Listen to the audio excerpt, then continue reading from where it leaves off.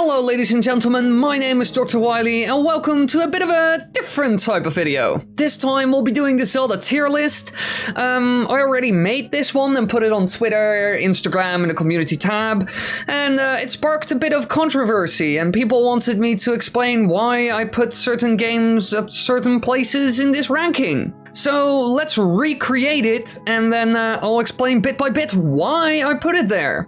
Very briefly though. Let's start off with the bad tier. We're working our way up. In the bad tier, I had Phantom Hourglass and Adventure of Link, basically Zelda 2. Alright, Phantom Hourglass, the reason why I have it there is because I think it's the worst version of The Wind Waker. The Wind Waker is a great game, lots of fun, but this game was the successor to it, but a handheld version of it, and a totally new adventure and everything, but it isn't as good. The sailing is boring because it's just draw and it just goes, so that's not very appealing or interesting. A lot of the dungeons and overall mechanics, I just don't care about it. The Temple of the Ocean King, you visit that one 20 million times. So overall, I wasn't really impressed by it. Really, I wasn't. And working with the stylus on the DS back then to play this game, it was mediocre, I would say. Like, I don't like it. I wouldn't replay it. I actually don't own it anymore even. I got rid of it.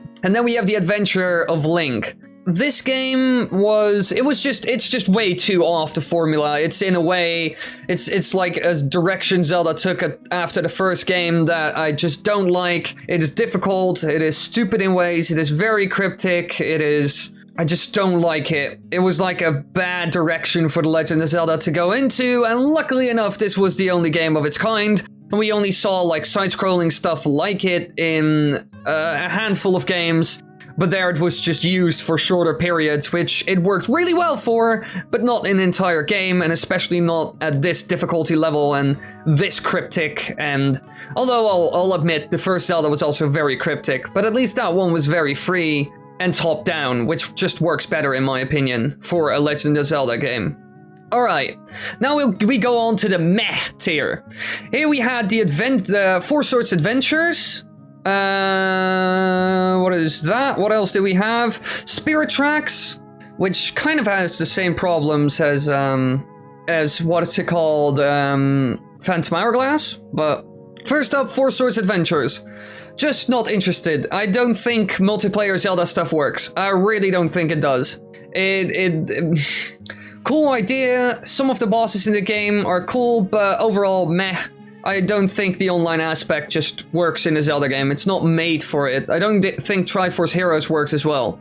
None of them really ever worked. Spirit Tracks, with this game I kind of have the same problem as with Phantom Hourglass, that you had to move with the stylus, and the trains are new and more interesting. However, not that interesting really, because it's still, you just go down a track and you have to pay attention every now and then, but that's it. It's a lot of idling, nothing happening really. Then we go over to Skyward Sword. Skyward Sword made some improvements to the franchise and had a phenomenal story. I will 100% give it that, and had interesting characters that I actually cared about, which not every game can say. However, it was so ridiculously linear. You couldn't explore the sky with the Skyloft was boring. Beating the imprisoned, right? What Demise was before he reincarnated again. Beating that form 20 times over is boring as hell. There are a couple of other bosses that you have to refight multiple times. There are some ups, but overall there are too many downs, and for a 3D Zelda, I just expect a lot more. Still, keep in mind, none of these games are bad. This is all just in relation to each other. This entire list. Sorry for that. That entire list. Because even a Phantom Hourglass will beat so many games that came out during that time period. Don't get me wrong, they're still all good and they're all fun, but in relation to the others, I just think they fall into the meh category. Seasons, same problem. Seasons, I played that for the first time like a year ago. Quite excited for it because I heard it's a battle, like it's a very fighting and battle themed Zelda game. I was like, this is amazing, I love combat. And then I found out that it was a lot of filling the room with just a bunch of enemies, and that's how we make combat difficult and interesting. What I imagined personally was just good enemy combinations that play on each other, or like handicaps, or certain rooms that had certain gimmicks to them which made the fights harder. But it didn't really do that. So thanks to that, I'm not as interested in it. And that's why it's in the meh category. Now we go over to the decent category. Here I first had The Legend of Zelda Oracle of Ages. This is mostly a puzzle-based Zelda game. And the puzzles work great, because 2D works great with puzzles, so it completely delivered on its promise. I am just not a big fan of just puzzles until you die. I think it's too puzzle heavy. However, in relation with Seasons, it kind of balances it. It's kind of balanced out, basically. But overall, as a standalone game, it's still decent though. It's certainly worth picking up. It's worth your time. It's worth your money, 100%. Then we move on to my most controversial pick. Ocarina of Time at decent. But Wily, Ocarina of Time was a staple for its time and was magnificent. For its time, it is 2019. We are freaking 21 years past this date. So many other games are in the franchise now. It is not the king anymore. It's a good game. It's a good game. Revolutionized gaming industry, 100%. Does it hold up? Not completely. Story, generic, boring. Every character you see in that game, I really don't care. I really do not care about any character I see in that game. I really don't. There are some interesting story elements here and there, but a lot of the characters I just don't care. You start off in Kokiri Forest, where everyone hates you, and you basically like no one there, and then the only person you kind of have a contact with, which is the Deku Tree, dies, and then we have Saria, which is barely seen as well, and doesn't really play an interesting role. It's just like, I am the sage and I teach you a song, the end. Great, that I do not care. Why would I care about you? We have no character development at all, at any point. The only character development we have is, I teach you this song, I hope we can stay friends. Why are we friends? Why do I like you? What do I like about you? What have we done together? I just do not care. It's just like we are friends because the game tells us we are friends, alright? Dungeons were good though, although not all of them. The first 3 were quite boring, and I despise Jabu Jabu's Belly and the Water Temple with an insane hatred. Forest Temple's great though. A lot of the adult temples are really good in my opinion. Ganondorf was an utterly boring fight, especially in comparison to other games nowadays, because it was like, let's do some boring tennis, and then I turn into a gigantic beast, which is quite easy to maneuver past and hit on the tail, because you can even walk between its legs. So yeah, it's a very boring boss fight with Ganondorf at the end as well. In general, I just don't like it. For example, I'll give Skyward Sword a point on that. The fight with Demise at the end was more interesting than the fight you had with Ganondorf at the end of Ocarina of Time, 100%. Demise's fight was a lot more interesting. That's why it's there. It's still really good. It's a really good game, especially if I had to make this list in the year 2000, it would end up in the S tier, all the way at the top. 2019, it just doesn't. I am sorry. I know nostalgia is a big thing. It was my first Zelda game as well. It was the first Zelda game I played. It wasn't the first Zelda game I finished though. That was Twilight Princess. But I am gonna be honest. I just don't, I am not bogged down by nostalgia, even though it's the first game I played. I'm not gonna say that it's the best. I'm just objectively gonna say that it is not.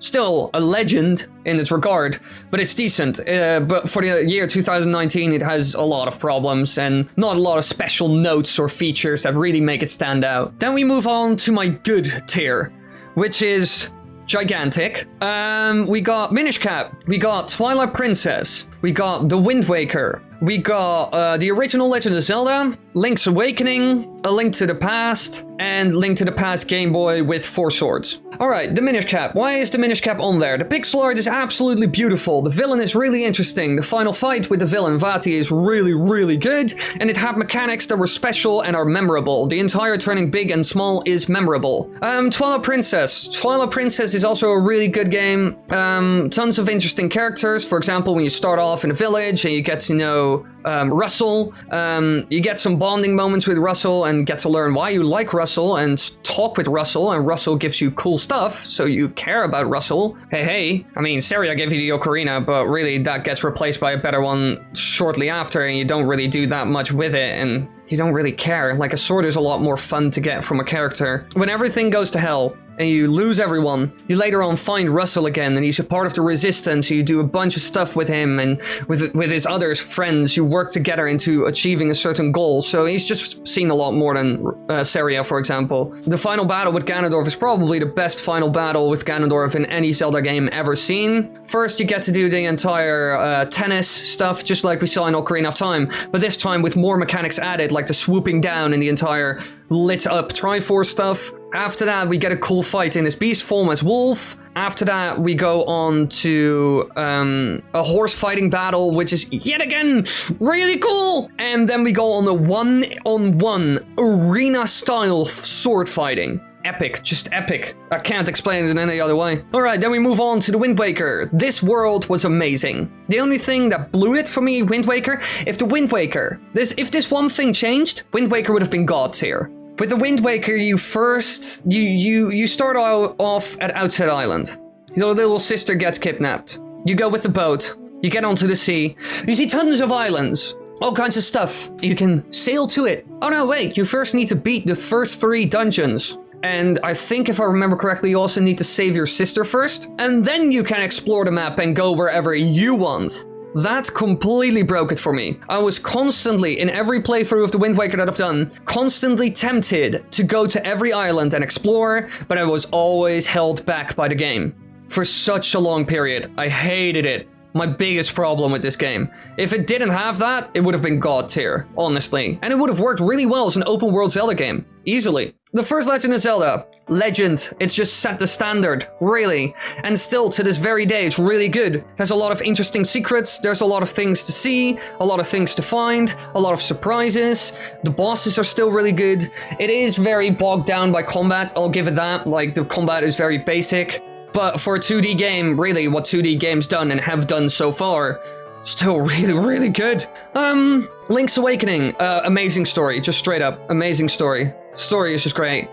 Story, islands, characters, dungeons. I love that it has some 2D sections in there, that's really interesting. It added a bunch of new mechanics that were never seen before, for example, the fact that you could jump. The 2D sections, like I mentioned before. The entire setting was new, I also like that a lot. Then we go on to A Link to the Past, one of the best 2D Zelda games. It really created a lot of the good standards. It still holds up till this day. And the only reason why I added A Link to the Past with 4 swords is because you can play A Link to the Past on a Game Boy. So you can play that game on the go and you get 4 swords as a bonus. And now we move on to the God tier.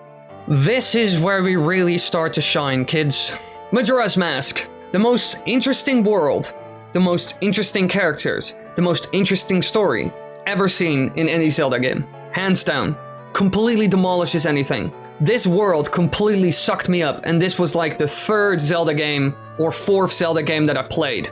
Get off my back. I have no nostalgia for any of this. Most of the games that end up in the God tier were recent. Or like later in my Zelda journey. Yeah, just the world is really interesting. I love the fact that there are so many side quests. I love the areas, I love the characters, I love the whole 3-day cycle is very interesting. There's a sort of pressure and rush, and there's a reason why you do things. And when you screw up and the moon actually falls, you get to see the consequences of your actions.